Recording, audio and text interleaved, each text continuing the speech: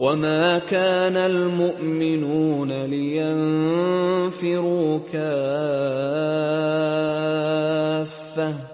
فَلَوْلَا نَفَرَ مِنْ كُلِّ فِرْقَةٍ مِّنْهُمْ طَائِفَةٌ لِيَتَفَقَّهُوا فِي الدِّينِ وَلِيُنذِرُوا قَوْمَهُمْ إِذَا رَجَعُوا إِلَيْهِمْ لَعَلَّهُمْ يَحْذَرُونَ. அஸ்ஸலாமு அலைக்கும் வரஹ்மத்துல்லாஹி வபரகாத்துஹு. இன்னல் ஹம்தலில்லாஹ் நஹ்மதுஹு வ நஸ்தஈனுஹு வ நஸ்தக்ஃபிருஹு வ நஊது பில்லாஹி மின் ஷுரூரி அன்ஃபுஸினா மன் யஹ்திஹில்லாஹு ஃபலா முதில்ல லஹு வ மன் யுத்லில் ஃபலா ஹாதிய லஹு. அஷ்ஹது அன் லா இலாஹா இல்லல்லாஹ் வ அஷ்ஹது அன்ன முஹம்மதன் அப்துஹு வ ரசூலுஹு. யா அய்யுஹல்லதீன ஆமனூ இத்தகுல்லாஹ ஹக்க துகாத்திஹி வலா தமூதுன்ன இல்லா வ அன்தும் முஸ்லிமூன். யா அய்யுஹன்னாஸ் இத்தகு ரப்பக்குமுல்லதீ ஹலகக்கும் மின் நஃப்ஸி வாஹிதா வ ஹலக மின்ஹா ஸௌஜஹா வ பஸ்ஸ மின்ஹுமா ரிஜாலன் கஸீரன் வ நிஸா வத்தகுல்லாஹ அல்லதீ தஸாஅலூன பிஹி வல் அர்ஹாம் இன்னல்லாஹ கான அலைக்கும் ரகீபா. யா அய்யுஹல்லதீன ஆமனூ இத்தகுல்லாஹ வ கூலு கௌலன் சதீதா யுஸ்லிஹ் லக்கும் அஅமாலக்கும் வ யக்ஃபிர் லக்கும் துனூபக்கும் வ மன் யுதிஇல்லாஹ வ ரசூலுஹு ஃபகத் ஃபாஸ ஃபௌஸன் அஸீமா. இன்ன அஸ்தகல் ஹதீஸி கிதாபுல்லாஹ் வ அஹ்ஸனல் ஹதீ முஹம்மதின் ஸல்லல்லாஹு அலைஹி வஸல்லம் வ ஷர்ருல் உமூரி முஹ்தஸாத்துஹா வ குல்ல முஹ்தஸத்தின் பித்ஆ வ குல்ல பித்ஆத்தின் ضலாலா வ குல்ல ضலாலத்தின் ஃபின்னார். செய்திகளில் உண்மையானது அல்லாஹுடைய வேதமாகும்.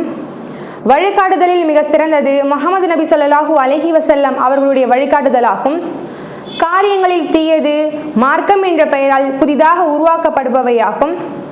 இவ்வாறு புதிதாக உருவாக்கப்படக்கூடிய ஒவ்வொன்றும் பித்ஆத்தாகும். ஒவ்வொரு பிதாத்தும் வழிகேடாகும். இன்னும் ஒவ்வொரு வழிகேடும் நம்மை நரகத்தில் கொண்டு சேர்க்கும் என்று எச்சரித்தவளாய் எனது உரையை ஆரம்பம் செய்கிறேன். அல்ஹம்துலில்லாஹ். நான் பேச எடுத்துக்கொண்ட தலைப்பு உலக ஆசையை தகர்க்கக்கூடிய மரணம். அல்லாஹு ரப்புல் ஆலமீன் இந்த உலகத்துல மனிதனை படைச்சு வாழறதுக்கான எல்லா வசதி வாய்ப்புகளையும் ஏற்படுத்தி கொடுத்துருக்கான். அந்த வாழக்கூடிய மனிதன் மரணம் அடைவான் அப்படிங்கிறதும் சொல்லப்பட்ட ஒன்றாக இருக்கு. இப்போ ஒரு பொருள் எடுத்துக்கிட்டோம்னா அது உருவாக்கப்பட்டிருக்கு, அதே போல் அதுக்குன்னு எக்ஸ்பைரி டேட் ஒன்று இருக்கும். அதே போல் மனிதனாகிய பிறந்த நமக்கும் நம்ம படைக்கப்பட்டிருக்கோம்னா நம்ம வாழ்ந்த பிறகு மரணம் அப்படிங்கிற ஒன்று கண்டிப்பாக இருக்குது. நான் மரணிக்கவே மாட்டேன் அப்படின்னு சொல்லி யாரும் சொல்ல முடியாது. யாருக்கும் மரணம் வராது, எனக்கு மரணமே ஏற்படாது, அல்லாஹ் எனக்கு சாகாத வரம் தந்திருக்கான்னு யாராச்சும் சொல்ல முடியுமா? கண்டிப்பாக முடியாது. அப்படி ஒரு விஷயத்த யாருக்குமே டிக்ளேர் பண்ணி அல்லாஹ் சொல்லலை. குல்லு நஃப்ஸின் ஸாயிகத்துல் மௌத், ஒவ்வொரு ஆன்மாவும் மரணத்தை சந்தித்தே தீரும் என்பதாக அல்லாஹ் குர்ஆன்ல சொல்லிட்டான். அப்படி இருக்கும் பொழுது இன்றைக்கு வாழக்கூடிய மக்கள் நம்ம எப்படி வாழ்ந்துட்டு இருக்கோம் அப்படிங்கிறத நம்ம சிந்திச்சு பார்த்துக்கணும். மரணத்தை நினைச்சு வாழ்றோமா? கண்டிப்பாக கிடையாது. ஏன்னா நம்ம மரணத்தை நினைச்சு வாழும்போது இந்த உலக வாழ்க்கையில எதுவுமே இல்லை, மறுமை தான் முக்கியமானதுங்கிறத நம்ம தெரிஞ்சு நம்ம வாழ்வோம். அல்லாஹ் தூதர் ஸல்லல்லாஹு அலைஹி வஸல்லம் அவங்க சொன்னதாக திருமீதியில் இடம்பெற்றிருக்கக்கூடிய ஒரு செய்தி. திருமீதியில 2229வது ஹதீஸாக பதிவு செய்யப்பட்டிருக்கு. இந்த செய்தியில அல்லாஹ் தூதர் ஸல்லல்லாஹு அலைஹி வஸல்லம் அவங்க சொல்றாங்க, இந்த மனிதன் எப்படி வாழணும், இந்த உலகத்தோட ஆசைகள், இந்த உலகத்துல உள்ள சின்ன சின்ன இன்பங்கள், தவறான ஆசைகள் எல்லாத்தையும் தடுக்கக்கூடிய மரணத்தை நினைவு கூறுங்க என்னன்னு சொல்லி அல்லாஹ் தூதர் ஸல்லல்லாஹு அலைஹி வஸல்லம் அவங்க நமக்கு சொல்லியிருக்காங்க. அப்போ இந்த மனிதன் நம்ம உலகத்துல மூழ்கி வாழ்றோம். இப்படி நம்ம வாழக்கூடிய இந்த உலக ஆசை எல்லாத்தையும் அழிக்கக்கூடியதாக எது இருக்குன்னா மரணம் தான். நம்ம மரணத்தை நினைச்சு ஒவ்வொரு நாளும் ஒவ்வொரு பகலும் இரவும் நம்ம வாழும்போது நம்ம இந்த உலகத்துல வாழணும் அப்படிங்கிற ஆசையே நமக்கு இருக்காது. இந்த உலகத்தோட இன்பங்கள் நமக்கு பெருசாவே தெரியாது. ஏன்னா அல்லாஹ் வானங்களையும் பூமியை படைக்கிறதுக்கு 50,000 ஆண்டுகளுக்கு முன்பாகவே மனிதனுடைய விதியை எழுதிட்டான். அந்த விதியில ஒரு மனிதன் எப்போ பிறப்பான், எங்க வாழ்வான், எப்படி வாழ்வான், எப்போ மரணிப்பான் அப்படிங்கிற எல்லா விஷயமும் சொல்லப்பட்டுருச்சு. இப்போ நம்ம படைக்கப்பட்டிருக்கோம், நமக்கான வாழ்க்கையில நம்ம எப்போ மரணிப்போம் அப்படிங்கிறதும் விதியில எழுதப்பட்டுருச்சு. இப்போ மரணிக்கவே மாட்டாங்க அப்படின்னு யாருமே கிடையாது. அப்படி இருக்கும்பொழுது இப்போ நம்ம வாழ்ற வாழ்க்கை எப்படி வாழ்ந்துகிட்டு இருக்கோம்? அல்லாஹ் எதுக்காக நம்மளை படைச்சா? இந்த உலகத்தில் உள்ள எல்லா ஆசைகள் இன்பங்களை அனுபவிக்கிறதுக்காகவா? இல்லை. மனிதர்களையும் ஜின்களையும் என்னை வணங்குவதற்காகவே தவிர நான் படைக்கவில்லைன்னு சொல்லிட்டு அல்லாஹ் சொல்றான். அப்படி அல்லாஹ் நம்ம படைத்ததற்கான நோக்கத்தையும் சொல்லிட்டான். ஆனால் நம்ம அல்லாஹை வணங்கி அல்லாஹை நினைவு கூர்ந்து அல்லாஹுக்கு கட்டுப்பட்டு அல்லாஹ் மட்டுமே போற்றி புகழ அடியானாக நம்ம இருக்கிறோமா அப்படிங்கிறத நம்ம யோசிச்சு பார்த்துக்கணும். நம்மளை நாமளே சுய பரிசோதனை செஞ்சு பார்த்துக்கணும். எப்படி நம்ம இருக்கோம்? அல்லாஹ் சொன்னபடி வாழ்றோமா? அல்லாஹ் விதித்த சட்டங்களை பின்பற்றுறோமா? அல்லாஹ் ஹராம்னு தடுத்த விஷயங்களை தவிர்த்து வாழ்றோமா அப்படிங்கிறத நம்ம யோசிச்சுக்கணும். இன்னும் அல்லாஹ் சொல்றான் குர்ஆன்ல மற்றொரு வசனத்துல, அல்லதி ஹலகல் மௌத வல் ஹயாத லியப்லுவக்கும் அய்யுக்கும் அஹ்சனு அமலா. உங்கள அழகிய செயலை செய்யறவங்க யார் அப்படின்னு சோதிக்கிறதுக்காகவே இந்த வாழ்வையும் மரணத்தையும் ஏற்படுத்திருக்கேன்னு சொல்லி அல்லாஹ் சொல்றான். அப்போ நம்ம எதுக்காக படைக்கப்பட்டிருக்கோம் அப்படிங்கிற நோக்கம் எல்லாமே குர்ஆன்ல தெளிவா அழகா அல்லாஹ் சொல்லிட்டான். அப்படி இருக்கும் பொழுது இந்த வாழ்க்கை மரணம் இதுக்கு இடைப்பட்ட காலம் எதற்காக? நம்ம அல்லாஹை வணங்கணும், அல்லாஹ் அதிகமாக நினைவு கூறணும், அல்லாஹ்வுக்கு கட்டுப்பட்ட நன்றியுள்ள அடியானாக இருக்கணுங்கிறதுக்காக தான். ஆனால் இப்போ உள்ள காலகட்டத்தில் பார்த்தோம்னா இந்த உலக வாழ்க்கையில் மூழ்கி இந்த உலகத்திலேயே மூழ்கி நம்ம மறுமை மரணம் மன்னரை எல்லாத்தையும் மறந்து வாழ்றதை நம்ம பார்க்குறோம். பல்வேறு மக்கள் இந்த உலகத்தோட இந்த வேகத்தில் ஓடிக்கிட்டு இருக்காங்க. இந்த ரொம்ப ஸ்பீடான உலகமாக இருக்குது. இந்த உலகத்தில் ஸ்பீடாக ஓடிட்டு இருக்காங்க. காசு பணம் சம்பாதிக்கணும், வீடு கட்டணும், கார் வாங்கணும், பைக் வாங்கணும்னு சொல்லி பல்வேறு ஆசைகளில் இந்த உலகத்தில் மூழ்கி இருக்காங்க. எவ்வளவுதான் இருந்தாலுமே அவங்களுக்கு அது பத்தலை. அதுதான் அல்லாஹ் தூதர் ஸல்லல்லாஹு அலைஹி வஸல்லம் சொன்னாங்க, மனிதன் வளர வளர அவனுக்கு 2 ஆசை அதிகமாகிட்டே போதான். மனிதன் வளர்றான், அவன் வளர வளர அவனுக்கு 2 ஆசை அதிகமாகிட்டே போதான். ஒன்று பொருள் ஆசை, செல்வத்தை சேகரிக்கணும், அந்த செல்வத்தை அனுபவிக்கணும், அதிகமாக பொருள் வாங்கணும் அப்படிங்கிற பொருள் ஆசையா. இரண்டாவதாக நீண்ட நாள் வாழணும் அப்படிங்கிற ஆசை. நீண்ட நாள் வாழணும் அப்படிங்கிற ஆசை அதிகரிச்சுட்டே போகுது. இவை 2மே தான் இப்போ இந்த உலகத்தில் இருக்கு. அதனால தான் மரணம் அப்படிங்கிற ஒன்றை மறந்து வாழ்றதை நம்ம பார்க்குறோம். சாதாரணமாக எடுத்துக்கோமே, இந்த உலகத்தில் நம்ம வாழ்கிறோம். ஒரு டூருக்கோ ட்ரிப்புக்கோ இல்லை வெளிநாட்டுக்கே போகிறோன்னு வச்சுக்கோங்க. போகும்போதே அந்த ஊருக்கு போகிறதுக்காக நம்ம என்னென்ன பண்ணுவோம்? தேவையான பொருள் எடுத்துப்போம், எல்லாத்தையும் எடுத்துப்போம், லிஸ்ட்டு போட்டு எல்லாத்தையும் எடுத்துப்போம். அந்த ஊருக்கு போயிட்டா நம்ம கஷ்டப்படக்கூடாது, ஒரு பொருள் இல்லாமல் தவிக்கக்கூடாதுன்னு சொல்லிட்டு எல்லா பொருளையும் வரிசலாக எடுத்து வச்சுக்கூடிய நம்முடைய மன்னரை கபருக்காகவும் மறுமைக்காகவும் நம்ம என்ன சேர்த்து வச்சுருக்கோம்? சிந்திச்சு பார்க்க வேணாமா? அல்லாஹ் கேட்க மாட்டானா மறுமையில்? அன்று நம்ம கை செய்தப்பட்டவங்களாக இருப்போம். அன்று அந்த மறுமை நாளில் யாரெல்லாம் எனக்கு கொஞ்ச நேரம் டைம் கொடு, நான் போய் உலகத்தில் நான் செய்யாத அமல்களாக செஞ்சுட்டு வரேன்னு சொல்லி மனிதன் கேட்பானா? அப்போ அனுமதி தரப்படுமா? நிச்சயமாக கிடையாது. அந்த நாள் எந்த ஒரு அனுமதியும் வழங்கப்படாது. அப்படிப்பட்ட நாள் அஞ்சு வாழணும். மரணத்தை நம்ம அதிகமாக நினைவு கூர்ந்தோம்னா நம்மளுக்கு இந்த நிலைமை தேவையா? கண்டிப்பாக கிடையாது. இப்போது முதியவர்கள்லாம் பார்த்தோன்னா வயசானவங்க ஒரு நோயோ ஒரு கஷ்டமோ ஒரு துன்பமோ ஏற்பட்டுச்சுன்னு வச்சுக்கோங்களேன், உடனே சொல்லுவாங்க, யாரெல்லாம் எனக்கு தான் இந்த கஷ்டம் வரணுமா, இதுக்கு நீ என்னை என்னோட உயிரை நீ எடுத்துருந்துருக்கலாமே, நான் பேசாமல் இதுக்கு நான் இறந்துருப்பேனேன்னு சொல்லி தகாத வார்த்தைகளை பேசுவாங்க. அப்படி கூறக்கூடியவங்க சொல்லக்கூடியவங்க அதற்கான அமல்கள் சேர்த்து வச்சுருக்காங்களா அப்படிங்கிறத யோசித்து சொல்லணும். இப்போ ஒன்றும் இல்லை, வாலிபர்கள் இளைஞர்கள் ஸ்கூல் படிக்கிற பிள்ளைங்க கூட சீக்கிரம் இறந்துடணும் அப்படின்னு நினைக்கிறாங்க. எதனால்? இந்த உலகத்தில் அல்லாஹ் படைச்சதுக்காக நமக்கு சோதனையை தரான். அந்த சோதனையை தாங்க முடியாமல் அந்த சிரமங்களை மீண்டு வர முடியாமல் அவன் மரணம் அடைஞ்சிடும் அப்படின்னு சொல்லிட்டு கேட்குறான். அப்படி மரணம் அடைஞ்சிட்டா அவன் கபருக்காகவும் மறுமைக்காக என்ன சேர்த்து வச்சிருக்கோம் அப்படிங்க சிந்திச்சு பார்க்கணும். நம்முடைய கபர் எப்படிப்பட்டதாக இருக்கணும்? கபர் விசாலமானதாக, சொர்க்கத்தோட இன்பங்கள் நிறைந்ததாக, ஒளி வீசக்கூடியதாக இருக்க வேணாமா? அதுக்கான அமல்கள் நம்ம செஞ்சிருக்கோமா அப்படிங்க நம்ம யோசிச்சு பார்த்துக்கணும். அதிகமாக அப்படி நம்ம யோசிச்சோம் அப்படின்னா மரணம்ங்கிற எண்ணம் நமக்கு இருந்துச்சுன்னா நம்மளுடைய வாழ்க்கை நம்மளுடைய அமல்கள் எல்லாம் சரியானதாக இருக்கும். இன்னும் அல்லாஹ் குர்ஆன்ல மரணத்தை பற்றி அதிக வசனங்களை எச்சரிக்கை செஞ்சிருக்கான். குர்ஆன்ல சொல்றான், இன்னல் மௌத்தல்லதி தஃபிர்ரூன மின்ஹு ஃபைன்னஹு முலாக்கிக்கும். நீங்கள் எதை விட்டு வெறுண்டோடுகிறீங்களோ, எதை கண்டு மனிதன் வெறுண்டோடுறானோ அப்படிப்பட்ட மரணம் உங்களை அடைந்தே தீரும் சொல்லி அல்லாஹ் எச்சரிக்கை செய்கிறான். மரணத்தை யாரும் விரும்ப மாட்டாங்க. நம்மளே சொல்லுவோமே, மரணத்தை நம்ம விரும்புவோமா? கண்டிப்பாக கிடையாது. மரணம் அப்படின்னு நினைச்சாலும் நம்ம பயந்து ஓடுறோம்.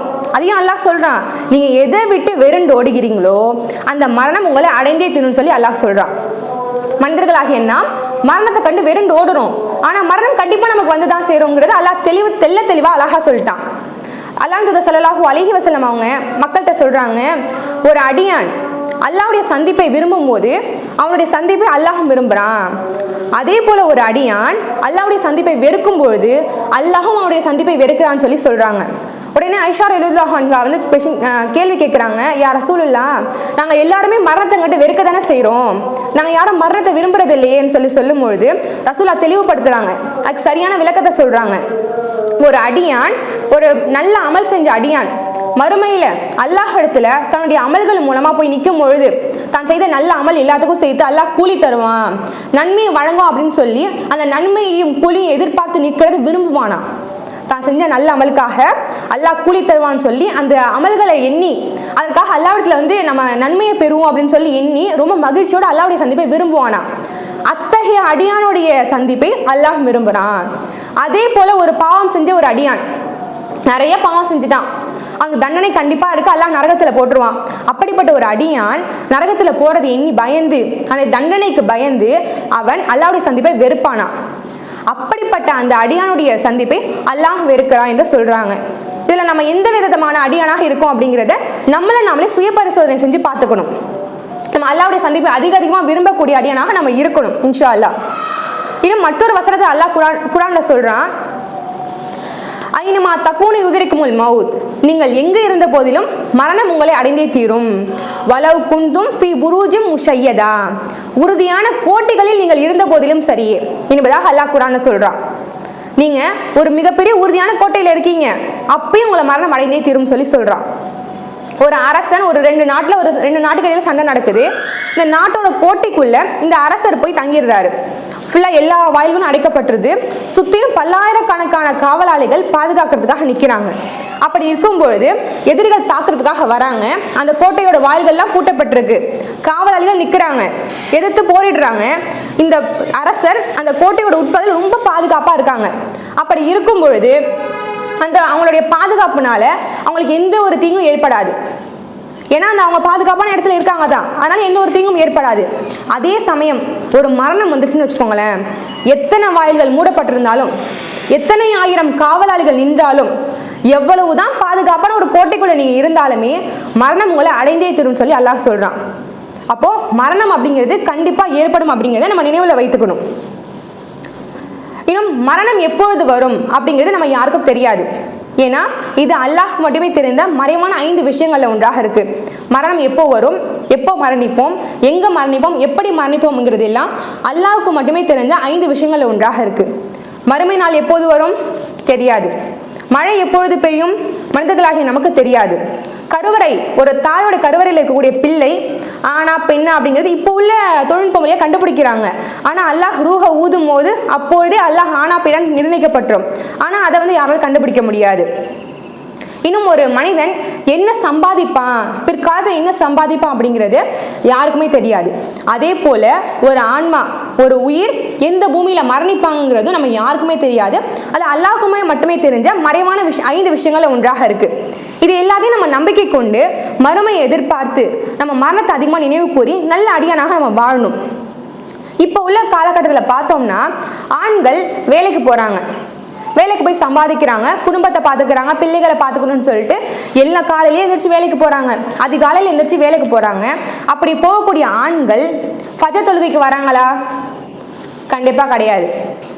எண்ணிக்கையை பார்த்தோம்னு வச்சுக்கோங்களேன், சுப்ஹானல்லாஹ் ரொம்ப கம்மியாக இருக்குது. அவ்வளவு குறைவான நபர்கள் மட்டும் தொழுகைக்கு வராங்க. ஆண்கள் இதெல்லாம் புறக்கணிச்சு நான் சம்பாதிக்கணும், நான் வேலைக்கு போகணும்னு சொல்லி அவங்க இந்த உலகத்தோட இன்பங்களில் மூழ்கி கிடக்குறாங்க.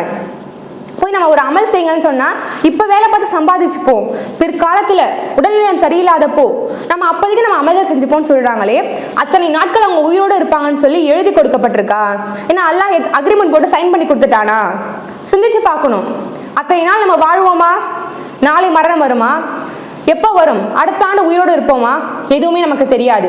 அப்படிப்பட்ட இந்த உலக வாழ்க்கையில வாழ்ந்துக்கிட்டு பிற்காலத்துல பார்த்துக்கலாம்னு சொல்லிட்டு வாழ்றோமே, அப்படிப்பட்ட வாழ்க்கை என்னவாக இருக்கும்? திடீர்னு மரணம் தான் என்ன பண்ணுவோம்?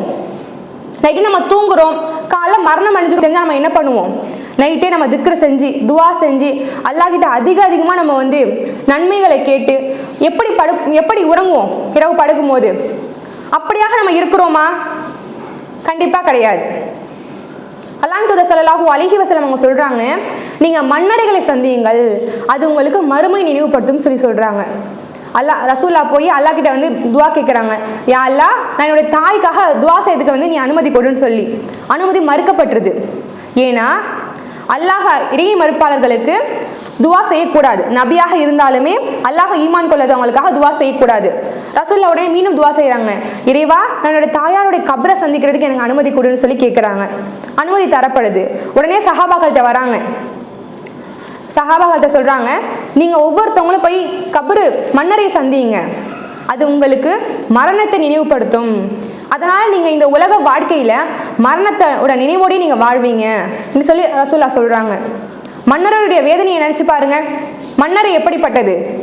ஒரு மனிதன் இறந்து விட்டால் அவன் அடக்கம் செய்யப்படுறான். கபரில் அடக்கம் செய்யப்பட்டவனே கருப்பு நீல நில வண்ணமுடைய வானவர்கள் 2 பேர் வராங்க. யார் அந்த 2 பேர்? அடக்கம் செய்யப்பட்ட பிறகு கருநீல நிறமுடைய கருப்பு நிறத்தில் வந்து 2 வானவர்கள் வராங்க. முன்கர் நக்கின் 2 வானவர்கள். அவங்க வந்து அந்த மனிதர்கிட்ட கேள்வி கேட்பாங்க. அந்த அடியான் நல்ல அடியானாக இருந்தா நீ ரசூலாவை ஈமான் கொண்டாயா, அல்லாஹ்வை ஈமான் கொண்டாயான்னு சொல்லி கேள்வி கேட்கப்படும் போது அந்த மனிதன் நல்ல அடியான் சரியான பதில் அளிச்சதுனால புது மாப்பிள்ளை உறங்குற மாதிரி அந்த மன்னரையில் உறங்கப்படுவாங்க. அவங்க கபர் வந்து விசாலமாக்கப்படும். ரொம்ப விசாலமாக்கப்பட்டு அவங்க புது மாப்பிள்ளை எப்படி உறங்குவாங்க, யாருமே தொந்தரவு செய்யாத புது மாப்பிள்ளை போல உறங்குவாங்களாம். அதே போல இன்னொரு அடியான் அல்லாஹையும் அல்லாஹ்வுடைய தூதரையும் நம்பிக்கை கொள்ளாம இந்த உலகத்துல ஏனோ தான் இந்த உலகத்துல வாழ்ந்த ஒரு அடியான் அந்த கபரில் இருக்கும்போது கேள்வி கேட்கும்போது எனக்கு தெரியாது, ஏன்னா இந்த மாதிரி சொல்லிக்கிட்டு இருந்த நான் கேள்விப்பட்டேன், ஆனால் இதை பற்றி எனக்கு எந்த ஒரு அறிவும் இல்லைன்னு சொல்லும் போது நீ இப்படி சொல்லுவேன்னு எனக்கு தெரியும்னு சொல்லி அவங்கள அவ்வளோ வேதனை செய்யப்படுவாங்க அந்த கபரில். அப்போ அப்படிப்பட்ட வேதனை நமக்கு தேவையா? அதை சிந்திச்சு பார்த்தோம்னா நமக்கு இந்த உலக வாழ்க்கை தேவையா நமக்கு தோணும். அதிகமாக மன்னரை சந்திக்கும் பொழுது நமக்கு மரணம் நினைவு வரும். அதனால் நம்ம சாலிகான நல்ல மக்களாக நல்ல அடியானாக நம்ம வாழ முடியும். ஆனால் இப்போ உள்ள மக்கள் பலரும் இந்த உலக இன்பத்தில் மூழ்கி இருக்கிறாங்க தான். இந்த வேகமான உலகத்தில் அதனோடையே சேர்ந்து ஓடி உலகம் தொழுகை எதுவுமே மறந்து இந்த உலகத்தில் மூழ்கி இருக்கிறாங்க. இந்த உலக இன்பத்துக்காக எல்லாத்தையும் துறந்து எல்லாத்தையும் விட்டு வாழ்கிறாங்க. தொழுகை நோன்பு ஜக்காத்து சொல்லி இஸ்லாத்தோட கடமைகள் எதுவுமே தெரியாமல் அவங்க பாட்டுக்கு ஒரு வாழ்க்கையை வாழ்ந்துக்கிட்டு இருக்காங்க. இன்னும் ரசூல்லா இந்த மரணத்தை பற்றி அழகாக சொன்னாங்க. பின்ன எப்படி தான் நம்ம இந்த உலகத்தில் வாழணும் அப்படின்னா அல்லாஹ் தூதர் சொல்கிறாங்க, இப்னு உமர் ரலியல்லாஹு அன்ஹு அவங்க கிட்ட சொல்கிறாங்க, நீங்கள் அவங்களோட கையை பிடிச்சி இந்த உலகத்தில் நீங்கள் வாழும்போது ஒரு பயணியை போல வாழுங்க அல்லது ஒரு வழிபோக்கனை போல வாழுங்கன்னு சொல்கிறாங்க. ஒரு பயணி எப்படி வாழ்வான்? இப்போ நம்ம ஒரு ஊருக்கு பயணம் செய்கிறோம், அந்த ஊரில் என்ன ஒரு இடத்த வாங்கி அங்கேயே வீடு கட்டியா வாழ்வோம்? போவோம், அந்த ஊரில் உள்ள தேவை என்ன முடியுதா நம்ம பாட்டுக்கு இன்னொரு ஊருக்கு போயிடுவோம். அப்படியான நம்முடைய பயணம் இருக்கும். அப்படி ஒரு பயணி எப்படி வாழ்வோனோ அதே மாதிரி நீங்கள் வாழுங்க. இந்த உலகத்தில் ஒரு பயணி எப்படி வாழ்வான், ஒரு வழிபோக்கன் இந்த உலகத்துக்கும் எனக்கு எந்த சம்மந்தமுமே இல்லை அப்படின்னு வாழ்வான்ல, அதே போல் நீங்கள் வாழுங்கன்னு சொல்லி அல்லாஹ் தூதர் ஸல்லல்லாஹு அலைஹி வஸல்லம் சொல்கிறாங்க. இன்னும் நீங்கள் ஒரு மன்னரையில் போனவங்க எப்படி இருப்பாங்க, ஒரு மன்னரைக்குள்ளே போய்விட்ட ஒருத்தவங்க எப்படி இருப்பாங்களோ அதே போல் இருந்துடுங்க.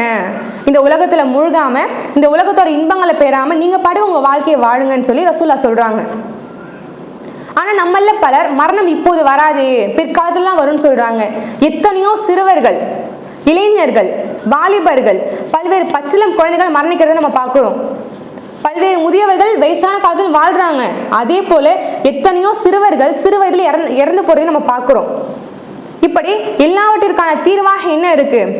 மரணம் முடிவு பெறக்கூடிய ஒன்றாக இருக்குது. மரணத்துக்கு அப்புறம் நமக்கு வாழ்க்கை கண்டிப்பாக கிடையாது. ஆனால் நமக்கு நிரந்தர உலகம் எது? மறுமை வாழ்க்கை. அந்த நிரந்தர வாழ்க்கைக்காக, நிரந்தர உலகத்திற்காக, அந்த மறுமைக்காக நம்ம என்ன சேகரித்து வச்சுருக்கோம்? கபருடைய வேதனை விட்டு பாதுகாக்கிறதுக்காக நம்ம என்ன சேகரித்து வச்சுருக்கோம் அப்படிங்கிறத சிந்திச்சு இனி வரக்கூடிய காலங்களில் அதிகமாக மரணத்தை நினைவு கூர்ந்து நல்ல அடியானாக, அல்லாஹ்வுக்கு நன்றி செலுத்தக்கூடிய அடியானாக, சாலிஹானவர்களாக வாழ வல்ல ரஹ்மான் உங்களுக்கும் எனக்கும் அருள் புரிவானாக என்று பிரார்த்தித்தவளாய் எனது உரையை நிறைவு செய்கிறேன். வாஹிரி தவானா அல்ஹம்துலில்லாஹி ரப்பில் ஆலமீன். அஸ்ஸலாமு அலைக்கும் வரஹ்மத்துல்லாஹி வபரகாத்துஹு.